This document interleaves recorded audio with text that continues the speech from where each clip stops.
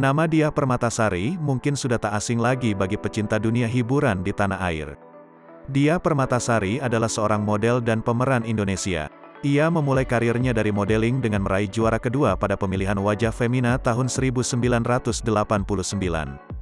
Perempuan asal Surakarta itu memulai debutnya sebagai aktris di film Tutur Tinular, Pedang Naga Puspa, pada tahun 1989.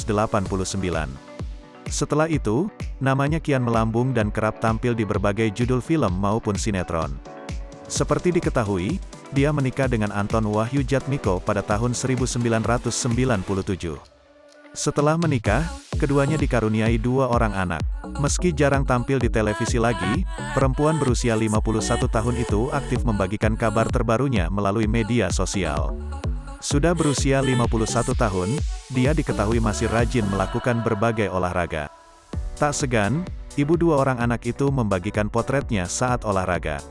Ia kerap menghabiskan olahraga di tempat gym. Tak heran, jika pemain film Si Manis Jembatan Ancol itu tetap memiliki bentuk tubuh yang ideal di usia 51 tahun. Penampilan langsingnya juga menuai pujian dari netizen. Menjaga pola hidup sehat membuat ibu 2 orang anak ini selalu tampil memesona. Bahkan, dirinya terlihat awet muda meski usianya sudah menginjak kepala 5. Sebagai public figure, dia memang kerap jadi sorotan publik. Tak heran, jika sosoknya memiliki banyak penggemar.